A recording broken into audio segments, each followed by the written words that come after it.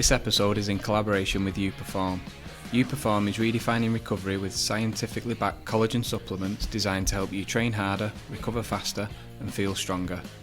Trusted by elite athletes and active individuals, the active collagen is expertly formulated to support muscle and joint health and reduce recovery time and keep you doing what you love without the setbacks. Power your performance with YouPerform. Now onto the interview of the episode. We have two Belle Vue runners. We have an original female Belle Vue runner with PBs of 21.58 for 5k, 45.48 for 10k, 1:40.55 for the half marathon and 3:52.21 for the marathon.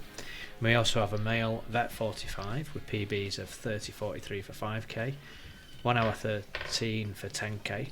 So please welcome Annie Hirsch and Ben Rainey. Thank you. Welcome, guys. Thank you. Yeah, did I get them PBs right? Because I always when their guests are watching me read the PBs. You were at least 4 minutes off. So let's start at the beginning. When and why did you get into running? So I'll start with you, Ben. I started running properly. My wife tried to get me into it in lockdown, and we had a few starts of couch to 5k. But I felt terrible. I wasn't happy with the way I looked. I always had a hoodie on, and I just wasn't happy. I was always absolutely shattered, out of breath, and I just couldn't get into it. So she kept pestering me for another 2 years or so, and she finally got me to South Manchester Parkrun on New Year's Day, January 2022.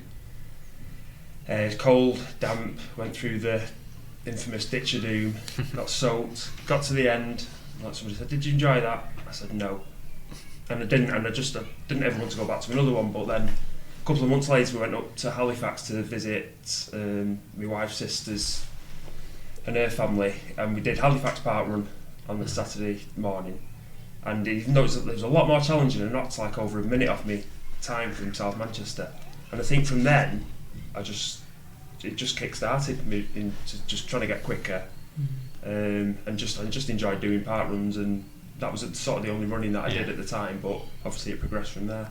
Nice. What about yourself, Annie? It's really funny, really. I didn't start running until I was 31, and I remember just distinctly thinking, "Oh, I feel like doing some running." I've not done any running at school or as a, younger, and quite soon after that, I was planning to go to Nicaragua to go away for a year, and I needed to raise some money for a charity. And I've noticed that there's the Liverpool Women's 10k race on. Yeah. So I talked 9 friends into training to do that with me. And so we got into, run a bit, walk a bit, run a bit, walk a bit. Got ready for a 10k, went to Liverpool, did the 10k, loved it. Then I went away for a year, didn't do any running whilst I was away. And when I got back, one of those friends had noticed that Belle Vue Racers, a new club, was setting up near where she worked. So I went to the club in November '89, and the rest is history. That's when I really got into running. Right. And you both run for Belle Vue, so you've run there since you started running, pretty much, yeah? Yeah. So can you tell us a little bit about the club, sort of what nights you train and things like that? Annie, I think you're probably best placed then to take this one. We meet on a Thursday night at the Etihad. Session starts about 7. We've got a great coach, James Corrigan, a couple of other coaches who also work, Phil Coxon, Julia Foy are the main ones. And there's a different session. It'll always be about speed, always about, different types of endurance, different lengths of time. So it's a great session for a track session. Originally we had 2 slots of when we were at Pink Bank Lane, but that's going back a long time. So it's just 1 session a week on a Thursday night for training. Right. And if people want to, are interested in coming along, can they come down? They can come down, they can try us out, they can just come and literally turn up at 5 to 7 and say they're looking for Belle Vue Racers. Yeah. Somebody would meet them and they'd get welcomed in. I mean, one of the key things about the club for me, right from the beginning, was the ethos that Eddie Cheetham had was this is a friendly club. And it might sound a bit, straightforward to say you're friendly, but it's genuinely friendly, open, welcoming, any ability, every ability. And that ethos has carried right through all those years of different things have happened to the club. We've moved, we've lost people, we've lost venues, but that energy of the club has really stayed very strong. Yeah, and you know, for you yourselves, what's like a typical training week look like? So do you have any go-to sessions that you really enjoy? I guess we'll come to you for that. Yeah, I mean, pretty much me proper training has started sort of this year because of other illnesses. Do you jump on them sessions that anyone's just? Yeah, it's on a Tuesday. I try and do. My wife's following a 10k plan with me for the Audley Edge. Thursday night is the hardest one for me to get to because I'm a window cleaner, work outside, so whether it's been raining or too hot, the last thing I want to do is go back out after work. But it's the most rewarding session, and now I don't like to miss it. So that Thursday night is definitely the night, and whatever session you get, you sometimes think when he's describing it, you think, oh, this is an easy session, and it never is. So it's like you finish at the end of it and you know you've worked hard. And then for me, it's parkrun on a Saturday, and we've been trying to do a longer run on a Sunday in preparation for a 10k. Yeah. What's a long run distance-wise for you at the minute? Well, last weekend was 10k. Yeah. So that's going to be. I think we're supposed to be doing a 11.25k this week. So I've signed up to the Salford 10k to sort of incorporate. Oh, good race. Yeah. To incorporate that. So that's something. Obviously, I've only started quite recently, but that's hopefully going to be my goal to stick to that going forward. Nice. And Annie, what's a typical training week like? It depends really what's going on, Sean. So like, because it's like very close to Manchester Marathon, it's very much guided by the marathon training. So tapering down now. So the pattern for me has been park run, usually a flat one like South Manchester on Saturday, long run Sunday, then run Monday afternoon, and then a shorter run Tuesday morning, then track session Thursday. So it kind of works for me to bunch 4 runs together and have a day off and a track session and a day off. Yeah. So the distances are vary depending on where we're up to in the training. Yeah, I see. So you're doing Manchester coming up, or not long then? Not long. Oh, so you're in taper? Yeah. Nice. I think we'll come to that, won't we? Best part of training, that. Isn't it? So I've got a question here from Amy from Belle Vue as well. She's asked, who at Belle Vue Racers inspires you both and why? Do you want to kick off, Ben? I'll start. Trust Amy to give us the hardest question possible. She's either trying to make friends or enemies. But I mean, Amy for one, for me, I was thinking that, she's got triplets, she's got a job, she has a horse that she looks after, a family, she's got the home life, and then I'm just thinking, where do you find time to go training? And she's doing a marathon. I think it's a London one, is it? Manchester. Oh, is it Manchester? So she's doing Manchester Marathon, so she's been out all hours on a Saturday, Sunday morning, asking club members to go out with her to help her. And I think that's just amazing when I'm like, all there is me and my wife, and I'm moaning about going out on a Sunday morning to do 10k. And then there's another couple of guys at the club, Carl and Steve, who I think they joined roughly at the same time as me. They used to do a lot of fell racing, and they're just so supportive of the club. They turn up even if they're not racing, they'll turn up and they'll support the club, and they'll always send the pictures of all the runners to the group after. And I just think it's just it's something that we can all think about to either volunteer or to just go out and support just any runners, but especially your club runners. So they're some of the standout ones, but they all are. I think for me to answer that, I can't really give any names, because when I think about the fast runners and the slow runners and the medium runners, everybody puts so much heart into it. If I had to mention one person now, I would actually say the coach, James, because he really thinks about the session. He really tries and works hard to get the best out of us, and that then is wonderful. Everybody really does work hard, and the other coaches are great. Obviously, it's just that he is the main one, and so we had Eddie as the coach, and then Linda took the club over when Eddie died and did a fantastic job, and then James picked it up when Linda retired. So it's like the consistency of really great coaches makes the club, I think. Yeah, definitely. It's always good, isn't it? And you see how much time people put into these things at their own time as well. Yeah. It's amazing, really. And that's one of the good things about clubs.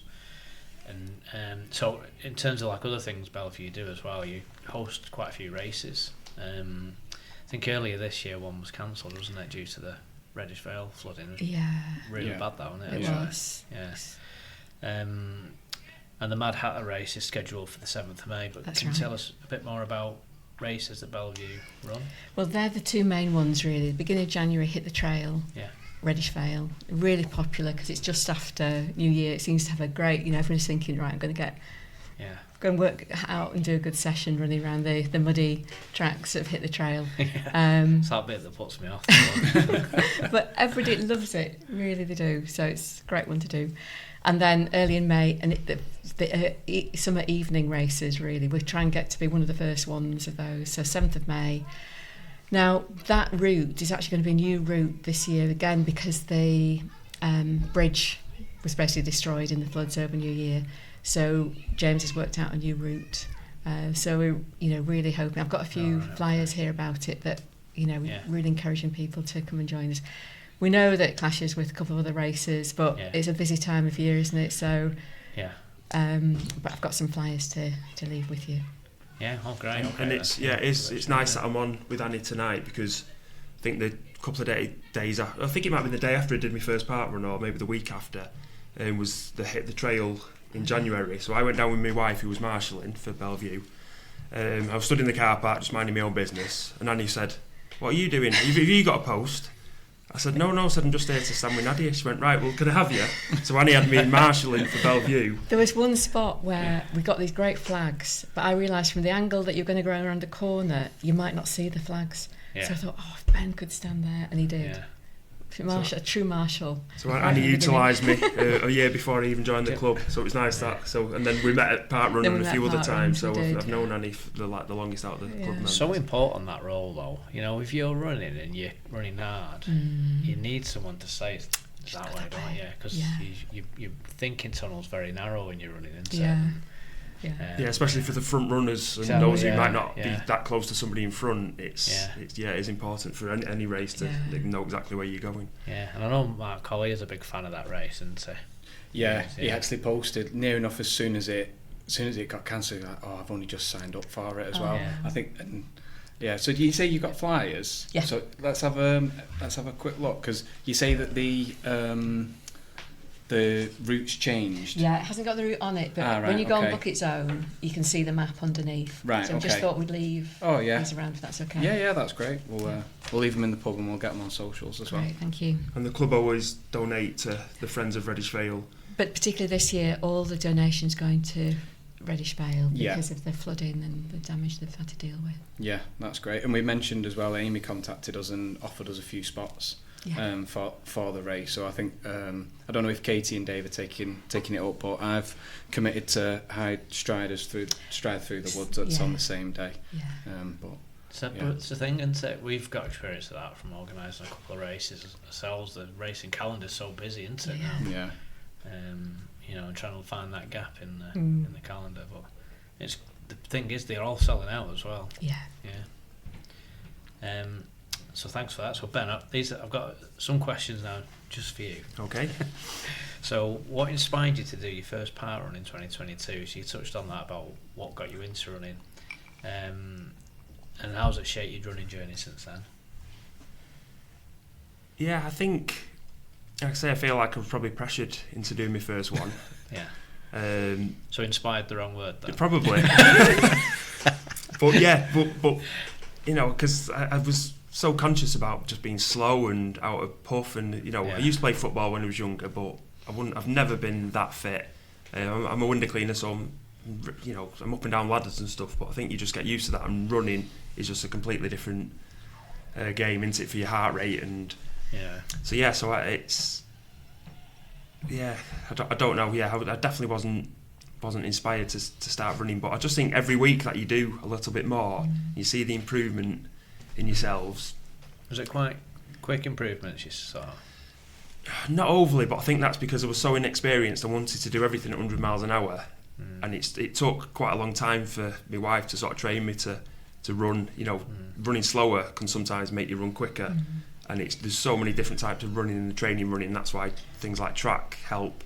I wouldn't say it was quick, and because then obviously I had an operation on my heart last year. It's really only this year that I'm seeing like the real benefits, but obviously you need to start somewhere. And that was 3 years ago, and that kick-started my journey. I think it's like you said before, isn't it, where you saw that time coming down. Once you see that, all of a sudden you think, well, I'm gone. Yeah. And that inspires you. Inspire yourself, don't you, sometimes, then, when you see that improvement. And what about being part of the club in terms of, like, you know, influencing your running and recovery? So obviously you've said your wife's a member.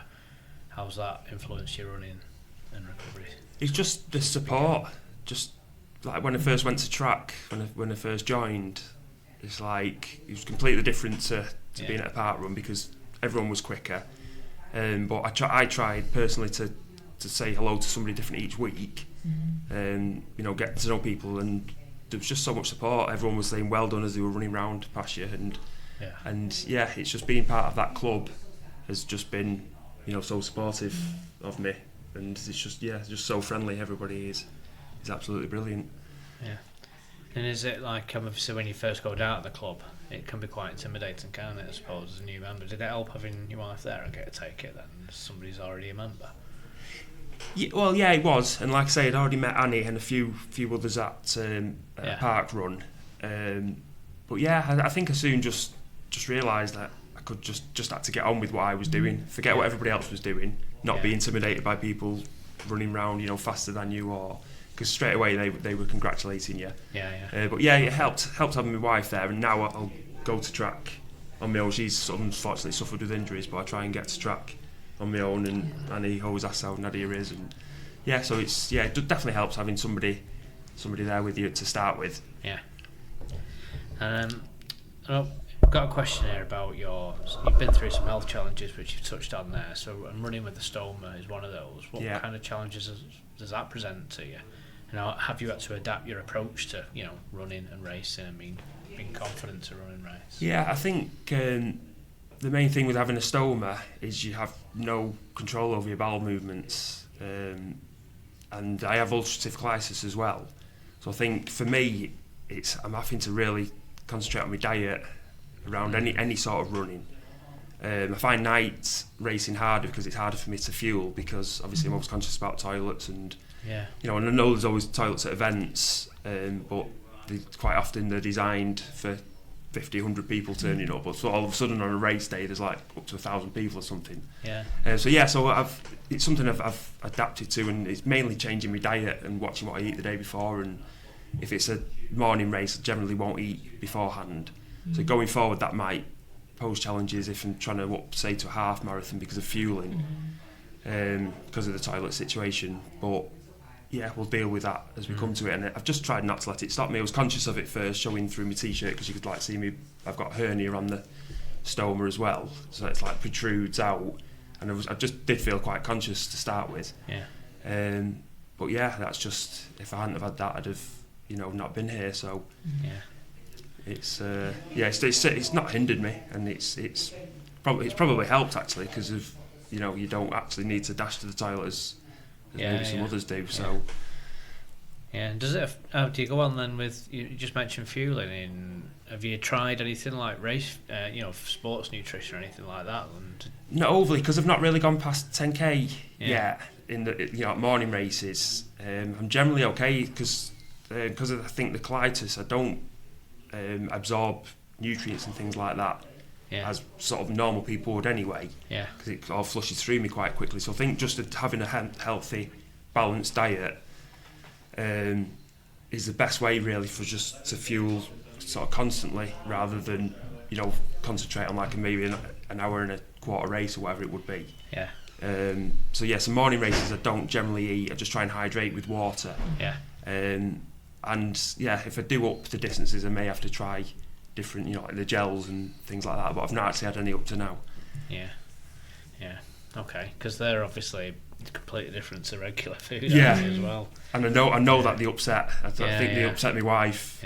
So I've not actually tried them, because I think I probably have to just try them at home. It's probably just the same, isn't it? It's probably just practice, isn't it? Yeah. I'm just saying, because everyone has to do that, don't they? Yeah. Trial and error with each. But like the salts obviously help. You know, the tablets that you can use just to keep it, because I do sweat a lot. So it's more hydration for the shorter races for me. What result? How come you have that? Is it from an operation through cancer. Yeah, he's found cancer about 6 years ago now. Had the operation. Yeah.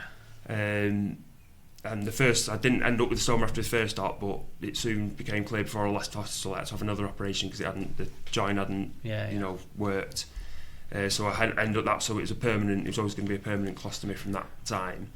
So obviously they talk you through all that before the operation, so it was always going to be a possibility. And people say I've adapted well, but I think you have to. Yeah, it's just, but you have. Yeah, it's incredible, really. It's, because it's so much. You've got so much going on behind the scenes as to like ordering all your pouches and all the medical supplies that you need for it. And there's been challenges with that more than running along the lines. But now with 6 years on, it's just like it's part of me. It's just everyday life now. I don't even sort of think about it. You just have to be prepared. Keep a supply of your bags and stuff for spare sets. So you do think that is in mind when you go to races or park runs, but everybody has to use a toilet, so it's just planning ahead really. And you got some news as well about the is it the heart condition, the dilated ascending aorta? Have I pronounced that right? Yeah. It's not just names. I mean, he's a fine one to talk to. Be fair, if you ever listened. This is why he lets you do this bit. What went through your mind then? Because that's another challenge there, isn't there? A health challenge. Yeah, well, this came up from scans following my bowel surgery. So I was having 6 monthly scans, and then I think it went to a year scan after 3 years. And my bowel consultant got me in, and I think originally what he wanted to take the rest of my bowel out because I have Lynch syndrome, which is like the genetic predisposition to bowel cancer. And he said, but we've noticed this ascending aorta dilated. He said, we're going to have to refer you to Manchester Royal, so before we can think about doing anything else with your bowel. So went to Manchester Royal and saw a consultant there, and he was quite reassuring, and we came out that appointment not too worried, thinking that it'll just be yearly scans and they'll keep a check on it. And he was like saying, don't worry too much, don't lift heavy weights. That was all he was really saying, don't do too much weight training. And then I got a letter saying that he was referring me to a colleague. So again, we went to this appointment thinking she's just going to say hello and we'll give you a scan in a couple of months and keep a check on you. And she literally saying, she said, literally you could die if your heart rate's too high, your blood pressure's too high, you're doing weight, you lift anything too heavy, this thing could burst and it would just be too late. And I think it's probably still not sunk in with me. I think it affected my wife a lot more. So and that night was actually the Black Night Charge? Yeah. And I booked onto that. So I attended it. Nice easy course then. For your condition. So I attended it thinking, right, we're going to keep my heart rate down, and in the end I only ended up completing half of it. I just think my head just couldn't get around. My heart rate was absolutely sky high all the way around, even before I attempted the hill. And I just think the process in the day, and I think I made the right call just to stop it at that point before putting my body through any more. But I had a word with the coach at Belle Vue and just told him that, asked him if I could still go to track and just literally do the session but at my own pace. Yeah. And he was absolutely fine, and just using really just a watch to keep a check on my heart rate, and then at home keeping a check on my blood pressure, which had never been a problem. And it wasn't right up to the operation. So it was a shock news, but I just knew there was two ways to do it. I could either stop running, doing any exercise whatsoever.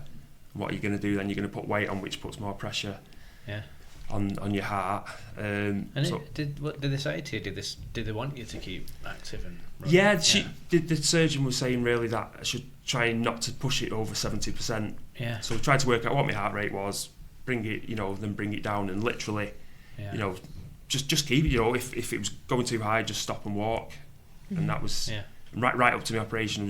We did the Millbrook Munster route just as a walk with my wife a couple of days before I went into hospital, just to keep fit, and just because otherwise you can go into the depression and start eating loads of rubbish, and you're just going to make the problem worse. Anyway, it's not going to solve the problem doing that. So it was literally in the sport of the club, and just doing everything at your own pace, and if I hadn't been part of a club, I don't think I'd have had the motivation to do that maybe. Yeah. But you have so many people asking you how you are and just really, keeping in touch. Yeah, that really helped.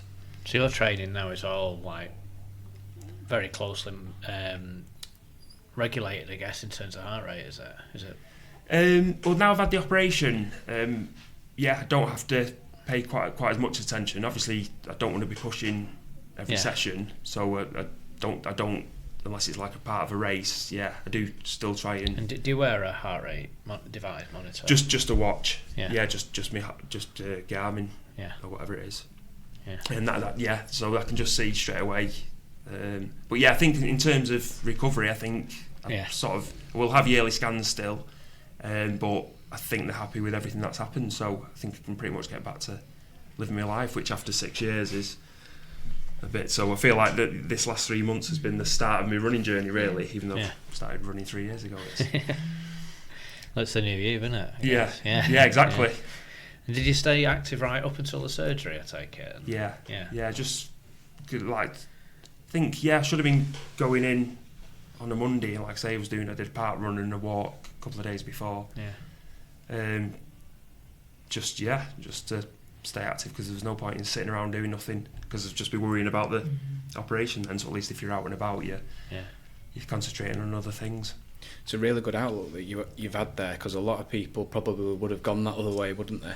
And because you've gone the right way, essentially, and keeping your head in check as well, that's probably helped you even further along that journey. I think, like I say, I think after my bowel surgery, I did go the other way, and I was really depressed, and I didn't want to do anything apart from I was working. So I think because I'd been through that, I didn't want to go back to that stage. Yeah. So for me, I had to just keep pressing forward and carrying on as I would have done, but obviously just keeping my heart rate lower, which I think was the main thing that they wanted me to do. Well done. Yeah. Very impressive recovery as well. You've obviously managed your effort there and some challenges throughout it, and superb. And you're obviously setting personal bests again now as well. So in the new you. In the new me, yeah. So, what has been the most rewarding milestone since then, do you think, or moment since so far? I think, just getting. We went back to South Manchester. I've not done that since the first day we met, and he was there that day, weren't you? And I got that was a PB 30:43, which was like 8 and a bit minutes off the time from 3 years ago. And I think just that, then you can just see how much effort has gone in, especially the last 6 months since my surgery. And it just makes you feel good and want to carry on and push it more. It's just big improvement, isn't it? Yeah. I think percentage-wise as well, that's huge, isn't it? Nearly 25%. Yeah. It's ace. Really good. And you've got the elderly 10k now as your goal. Is that right? Yeah. What are you hoping to achieve in the race, and is it a time goal you've got, or a feeling of accomplishment, or something? Yeah, no, I think it will be a time goal now. I think we're going to aim for possibly 106 or 10. Yeah, maybe 106, but I know they have paces at that race. They do, yeah. So as we're a bit closer, I might try and stick to a pacer, because that helped me through the Wilmslow 10k, which was my first 10k a couple of years ago. So like I say, my PB was 113 10k last year. So I'm doing the Salford 10k this year, so I'm hoping to beat that.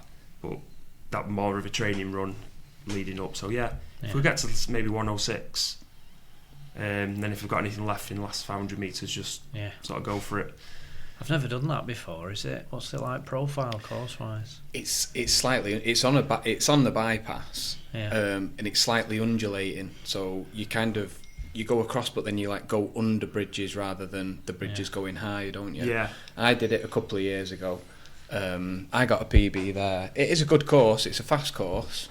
But I think you've just got to manage them efforts a little bit. Yeah. It's a nice out and back is it round a cone or round the roundabout now? I don't think you go around the roundabout, no. No. But I was saying to Annie on the way here that at least, Salford's flat, but it's twisty and turny, it's busy. Whereas this, at least you won't be overtaken. It's good running surface, no pavements or anything to worry about. Yeah. And I drive that way to work in Macclesfield quite a lot. Bit different running it though. And everyone says, but when everyone says, it's flat that, and you go, it's not. It's just, it's not too challenging, but for me with the hill, it's just like that sends my heart rate up straight away. But so just like you say, just managing the downhill and the uphill sections, and there's enough flat bits in there. It's a good finish as well, because I think it finishes on quite a long flat, doesn't it, towards the end. So it's a 10k that I've actually looked at over the weekend because I'm doing Salford as well. Right. So I've been looking at whether to get that. Because I think there is another race that day, the Yarrow River. Is that the Bluebell? The Bluebell one. I think that same day. Right. But like I say, this is just the road race, relatively flat, and I just thought that could be the one that I can target, and then hopefully after that I can maybe go back to trying to improve my 5k time for a bit. Yeah. Brilliant. Nice. Good stuff. Well, that's my questions for you. Thank you. I think Callum's got some questions for you, Annie. So I've got questions for Annie now, so you can stand down now, Ben. Welcome to the podcast, Annie. So you started running at the age of 31 for charity, as we mentioned before. What was that first 10k experience like, and did you ever imagine running would become such a big part of your life? So I can't remember a great deal about the 10k apart from enjoying it. It was just like brilliant to be running with lots and lots of people. Yeah. And I had no idea that running would then become an integral part of the rest of my life. No idea. So it just. And it was it Liverpool? Liverpool women's 10k. Oh, brilliant. Yeah. So Belle Vue Racers, as we said, has been quite a constant in your life since 1989.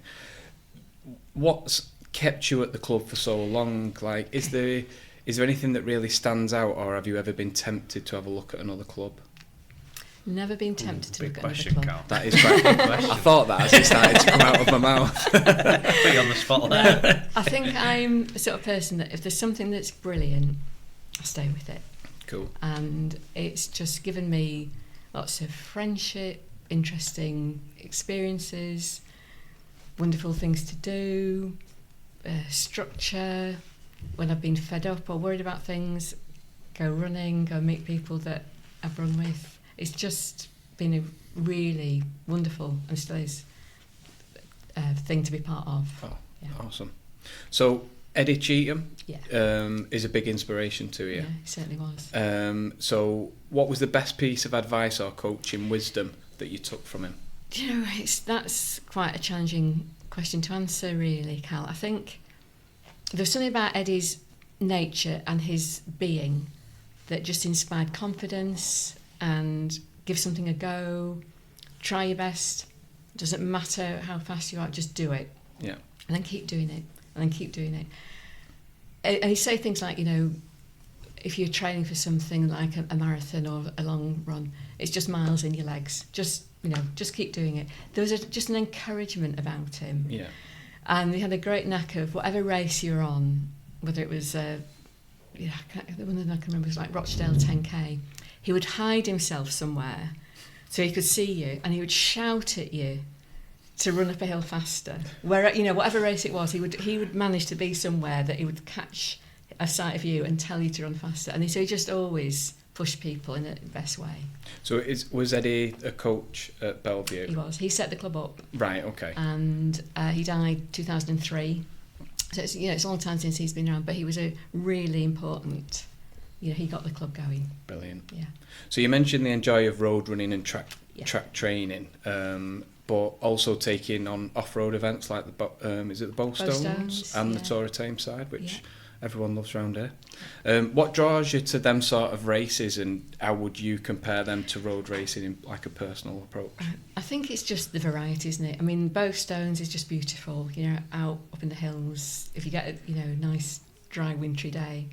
The Tour is kind of, just one of those challenges, isn't it? Like the first time I did it was 2015 when it came back, and it was just 3 races. Yeah. And it was a friend, Steve Micho, who was in the club, said, "Oh, shall we do this?" So Steve, Julia, and I did that 2015, and then we did it every year until COVID. Obviously, it couldn't run, and then when I broke my kneecap, I couldn't do it. But it was just one of those really great things. So you get to see the same people over 3 or 4 days, and it's almost like a little bubble of it's tough, but it's got a great feeling to it. Yeah, we always say that about the Tour, don't we? How good it is, like racing over them 4 days, and actually you're racing constantly against them same people. Yeah. And yeah, it's good. So what's Bowstones? It's the New Year's Eve out near Lyme Park. Right. Okay. And it's about 6.5, 7 miles. Just lovely run off road. Yeah, it's Bramall Club. They do it. Oh, Bramall Runners. All right. Yeah. Cool. Yeah. So you've done some tough marathons, Yes. including Blackpool in extreme heat Yeah. and Snowdonia in all conditions. I did Snowdonia last year for the first Did time, and you? it was Oh, amazing. right. So which marathon has been the most memorable and why? So let's tick off which marathons you've actually done. I've done, let's think, so Blackpool, Snowdonia a few times, Manchester a few times, London a few times, Edinburgh, Anglesey, Barcelona. Oh, Barcelona. So Barcelona was lovely actually. For a marathon, it was really beautiful. I mean, it's a beautiful, interesting city and great long roads to run down and fantastic architecture. So I did love Barcelona. Yeah. Yeah. Cool. So which one would you say is the most memorable and why? To be honest, I suppose the most memorable one is the one I didn't finish, which was the Manchester 2012 in the bad weather. And I remember going past the 600 metres to finish point, at which point I collapsed with hypothermia. Oh my goodness. But I do remember chunks of that. I can still see bits of the race, not in the order that I ran it, but so it stayed with me, that one. I bet. Not in the best of ways. So what happened at the end of that then? So how did you? So 600 metres to go. I'd definitely gone past that sign. Right. I knew Okay. there wasn't fast. You didn't dream that. No, I didn't dream that. I didn't. And I was very wet and very cold, and I was feeling a bit dizzy. So I was walking a bit and jogging a bit, and then I just collapsed. So I got picked up by an ambulance and put in the tent where there are loads of bodies that were suffering, and so it was just hypothermia because it was so cold. So how did you recover from that? Did that take you a couple of days or? Yeah, no, it's fine. I needed to go home. I needed to be in a hot bath. I needed to eat something like beans on toast, and then I was all right the next day. All right. Yeah. Wow.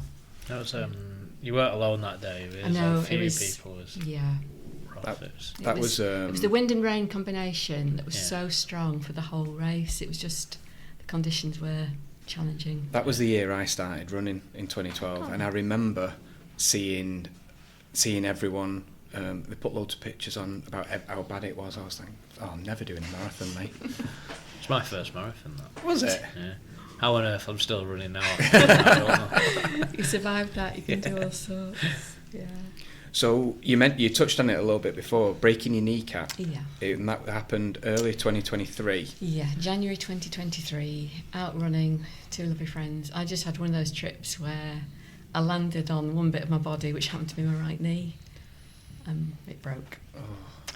I didn't know it was broken at the time, I just knew it really hurt. Yeah. So it's the next day at MRI, A&E, they said, no, that's broken. So is the actual kneecap Actual had kneecap. snapped? Yeah, snapped. Oh my goodness. Yeah. So how did you recover from that, and what was the hardest part? Obviously, that must have been a long time out running, and an injured runner is not someone that you want to speak to. No. So how did you recover from that, and how did you stay motivated to return?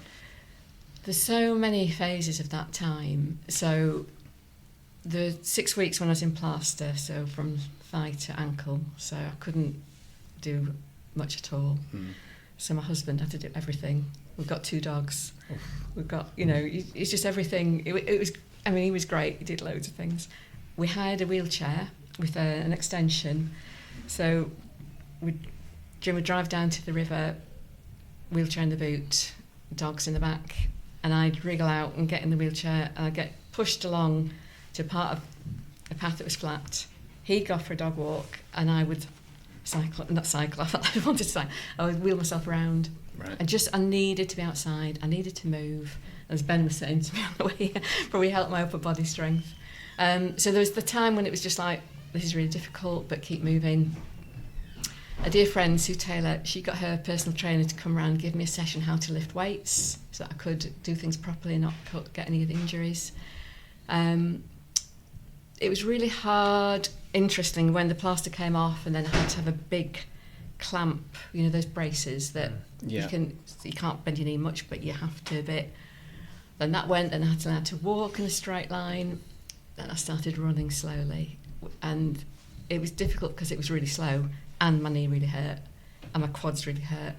So there's a lot of building back strength, the physio exercises. The thing that really did help me, a great acupuncturist. I went to see Phil, and he was brilliant because he helped get me aligned again, got everything working. So it was a kind of different months, had different experiences in getting, and I think I felt like I was running, able to run more or less properly. So that was January 23 happened. April last year I did Salford 10k. Right. I couldn't run as fast as I'd like to, but I could run on the flat without any pain. I could move, and it took a bit longer to be able to run off-road and to be able to run downhill. Right, the hardest thing was running downhill because you put so much more pressure and weight, don't you, going downhill. So it's just been like a phased recovery, shall we say. Yeah. But the other thing that really helped was the club, because people come and see me, come and talk to me, distract me with their running stories. So I've stayed connected with. So that's again that thing about the support of your club as well as your dear friends and family. That's brilliant. It's such positive outlook again, like similar to you, Ben, trying to make sure you're staying included there. So you were training for the Palestine half marathon before the injury. Yes. So what drew you to that event? Right. I'd actually run the half marathon the previous year, been with a few friends, we'd been on a tour, visiting different projects, and I felt very connected to what's happened to the people in Palestine, even then, before the genocide in Gaza now. But brilliant people. The whole bit about the marathon there, because they call it the marathon, whatever distance you do, they do a 5k, 10k, half marathon on the day. It's all about the right to movement, because people living there, their movement is restricted. Right. There's so many challenges for living, and I just wanted to go back and support the people there. It's a sort of solidarity run, really. The half marathon there. So now you're in the final weeks of Manchester Marathon training, so we're in taper. So how are you feeling, and has your approach to training been different this time since your injury? That's a really good question. I think I've tried to do the same, followed a similar training programme. I had a few more problems with sore feet when I got new shoes. I think, to be honest, my right foot probably still lands slightly differently to how it used to, so I'm kind of conscious of how my feet are landing. I don't know, I haven't really decided how to approach speed and time, to be really honest with you, because it's taken me a long time to get some speed back in other distances. So I don't want to put myself under too much pressure about a time. So I just want to feel I can do the 26 miles and feel all right and still be, one piece at the end. Good. So are you running that with anybody? Are you doing it on solo, or have you got someone that you're going to run with? As in... just on the day? There'll be people from the club there, but because we all kind of run at slightly different paces. Right. I think it's about... I'm quite happy just being with other runners and finding that... It's about finding the rhythm, isn't it? Yeah. I think with that as well, you'd probably just wanting to, because of the injury, just want to get the distance under your belt, don't you, again? And that's true, actually. Because the first half marathon I did we did the Oldham one last October, the Halloween. Yeah. And that felt like a big thing to do, because it was a proper half with some hills in. And so it's almost like, well, it's a bit of a jump to go to a marathon, but I thought, well, it's probably the time to try it. You're halfway there. Halfway there. So we've got a couple of listener questions in from Will Coxon. Is that right? Phil. Oh, Phil Coxon. Sorry, not Will. No, Phil Wilcoxon. Yeah, that's what I said, yeah. Oh, sorry. I'm only joking, I did it. Right, we'll start again. Phil Wilcoxon. All the words were there, it's just an order. What day is it? So we'll start with what Phil says. Awesome, Annie. Annie's extensive backlog of races. Which race is her favourite and most memorable, and her least favourite race, and why? Okay, so I do like Bowstones. There used to be a run in November, is it through the villages, up in somewhere slightly north, and it didn't happen the last couple of years. So again, it was something like if you got a really good wintry day and it was good weather and it was lovely, because you'd run up a mile and then it was about 7 or 8 miles of Oh, is that Yeah. It's not the 4 villages. No, No, that's not that's 4 the villages. half that they still let's Alright. go through the villages. That was Dave would have another known one. that if he was here. Yeah. He's Um, our in-house expert. He is, yeah. A hard one that I wouldn't do now, but at the time I did enjoy was Grindleford Gallop. Grindleford Gallop's ace. It is good, I isn't it? love that race. But I do think the hills are a bit They are hard, horrible, aren't but they? yeah. Yeah, but yeah. So they're sort of my memorable goodies. Yeah. I'd have to have Manchester Marathon as the worst. Yeah, I thought you were going to say 2012. that. Yeah, kind of that took a lot. Clapson's probably done that. Should Yeah. just nudged it over there. Yeah. Brilliant. So Phil sent a question in for you, Ben. Said, from Ben's extensive parkrun visits, I think he's done the alphabet, which is true. I have, yes. Wow. Which one stands out? So which parkrun stands out for you? It's not actually, well, the best parkrun actually, it's we'd already completed the alphabet before we got to it, but we've just completed our 100th different one. They call it the Cowell Club. We went up to, my wife had a sewing weekend up in Yorkshire, so we went up to Fountains Abbey. Oh, nice. And that was just, for the National Trust to open that place for parkrun to go in the morning, it was just absolutely amazing. Such a nice setting. There's like rivers everywhere. You're just running around lakes. So I think for setting wise, that was the nicest. And we're National Trust members, so after parkrun, we went back into the grounds and had a walk and into the Studley Manor Park or something next door, which loads of deer. So it's just such a nice setting, and just yeah, for parkrun, if I wasn't doing parkrun, I just probably wouldn't have done that. Yeah. You know, we might have, because it's, you know, you just go that extra way to find a run. Yeah. But yeah, and we went to Poland because of my heart. We were due to go to Mallorca last May, but had to cancel it because of my heart operation. So we ended up changing the flights to Poland, and we got the Z there, Zielonija. The weather was absolutely dreadful. It was, when was it, September, and it just rained the whole time. But there was probably 50 people or something at this parkrun, and probably 35 were English, just going for the Z. So they had like the first timers briefing in Polish and in English, and so that was pretty good. And it's like through a nice little sort of forest bit. I think apparently there's red squirrels there, but I think the weather was that bad. We didn't see any that day, but yeah, parkrun's just taken me to some really nice places, and yeah, I look forward to continuing. Cool. So running can mean different things to different people. So what would you say running means to you? We'll start with you, Rainey. Oh, it means so many things. It's something about freedom, companionship, some competition. I think physically it really is, I think that's actually really good for the body, running. You know, people talk about, oh, we get injuries, yes, but I think it is actually a wonderful thing to be doing for the body and for the mind. Yeah. So I know if at times I've felt really fed up with the world or worried about things, and go out for a run, and it is changed by that process of movement, and I think that's brilliant. Yeah. Yeah. Yeah, you get a lot of people that start running saying, I can't just switch off. I can't get past that bit. But when you can actually learn to switch yourself off a little bit and do that, it really does help. What about you, Ben? I think, yeah, I'm not a competitive person. I never have been. I'm not bothered if I win or lose at games. I just enjoy, you know, I think I've always been competitive with myself, and I get annoyed if I'm playing snooker or whatever it's been in the past. If I'm not playing well enough to win, then that's what annoys me more than getting beat. So I think with running, I've always enjoyed watching running, and I used to watch the Olympics, and I'm sort of thinking, why does that athlete bother? He knows he's going to come last. But at the end, they always show like the season's best, the personal best. And if you beat that personal best by 1 second, whatever distance it might be, you're ecstatic. And I think that's what's come to me. I'm competitive with myself now, and you just feel so good if you can just knock half a second off whichever. And now fortunately I'm seeing some sort of results, especially at the track sessions.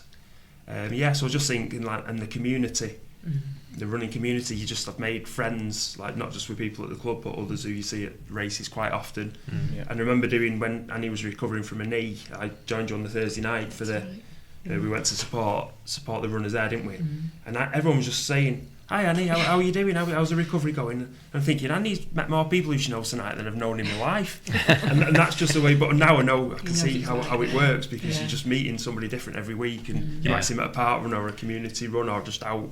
I think when we went to Mallorca a couple of years ago, they don't have a park run there, so Saturday morning we went out 5k along the front. There was a Blackburn runner there in his vest, so we're just chatting with him on the front, and since then we've seen him at 2 separate park runs just coincidentally, and it's just nice just to be able to go up and say hello, how are you, and you've never met these people before, but then almost become like friends overnight, and I think that's just the community of running. So looking ahead, what's your running goals, maybe beyond your next race? So Annie, what about you? So after the marathon, there's the Salford Women's Run the week after, so I'm going to do that, and then Manchester Half, May the 18th. Oh yeah. And then the Tour. Oh, you're in the Tour as well? Yeah. Oh, brilliant. Yeah, should be lovely again this year. What about you, Ben, after Over the Edge? Yeah, well, I think my wife's doing the Tour. She was injured last year, so I think she's had a place deferred for this year. So I may sign up to the Sunday race this year. Yeah. Long term, I'm probably going to hate myself for saying this now when people can listen back to it. But I hate getting wet, cold and dirty, so I'm thinking maybe cross country might be the good way forward to combat those fears over not too long a distance, but the testing enough with hills and the mud and I'll do it, Ben. Yeah, that's what I'm thinking. But Sean needs to take a leaf out of your book. He refuses to try it. He bought a pair of spikes. They've only seen 2 mile. Yeah, I'd marshalled at Heaton Park one last year, and like clearing up after, and I was looking at the mud and everything, and I'm just thinking, why did people do this? But you've got to challenge yourself. So I think that because the distances are usually 10, 11k or something, are they, for the men? Yeah. So it's not like pushing yourself in terms of distance, but obviously there's hills and just the underfoot conditions. And I think if I was ever to do half marathon, which I never thought I'd hear myself saying, possibly the Longdendale Trail as part of the Tour maybe next year, because it's just a flat one just to start with. Yeah. You say it's flat, it's deceiving, isn't it?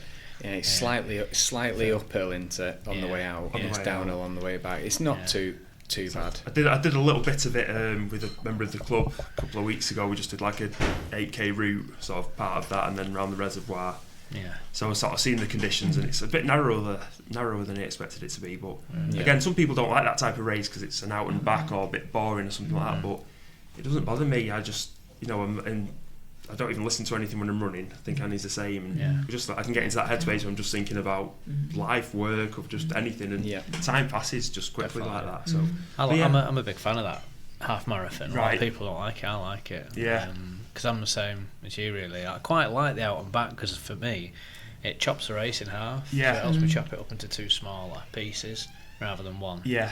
Yeah. So you sort of turn around at the end and you think, right, I'm on the way back now. Yeah. Do you know what I I mean? think an out and back is better than a 3-lapper or something like that. Yeah. Because you're not seeing the same things. I know you are seeing, but you're seeing them in a different way, and then so you don't actually see the same things twice because you're running in a different direction. But so we'll see. Hopefully, I need to find a vest, Belle Vue Racers vest that fits me. So maybe need to lose a bit more weight, but watch out for me at cross country. Awesome. Can we edit that a bit? No, we said we're going to get in without editing. When we post about this episode, that's going to be the headline. Ben signs up cross to country specialist. Headline, so we've got our quick fire questions now. So we'll go Annie, then Ben. So you ready? Yeah. Road or trail? Road. Morning or evening workouts? Morning. Long intervals or tempo runs? Tempo. Hill sprints or flat sprints? Hill sprints. Flat sprints. Recovery runs or rest days? Rest day. Probably rest day, yes. Heart rate zone training or pace-based training? Pace. Probably heart rate training, some more of that. Cross training or focus solely on running? I'm more of a runner. Yeah, I do more running than... Competitive mindset or fun and enjoyment? Fun and enjoyment. Yeah, fun and enjoyment. Awesome. That's all our questions, and thank you so much for coming, and apologies for Dave and Katie not being able to make it. Oh, it's been But great. that's been brilliant. Thank you. Hope Well, they're thank you. better. Thank you both. Yeah. Yeah, send them our greetings. Dave, Yeah, they're in the wars, aren't they? Well, Katie's not. But Katie's Dave not, is, but certainly Dave is, is. yeah. Yeah. But no, thanks. It's been good. Yeah, thank you very good much luck for having with us, the races coming up. Good luck yourself for 10k. Yeah, thank you. The race. Yeah, see you there. Premier local race. That's it for this episode. In our next episode, we'll be speaking to a Charlton runner, and he has coached lots of athletes to PBs. He has PBs of 16:56 for 5k, 34:52 for 10k, 75:55 for the half marathon, and 2:38:32 for the marathon. We'll be speaking to James Moles. So get those questions in for James in the usual ways, and remember, running reminds you that in your weakest moments, you are strong.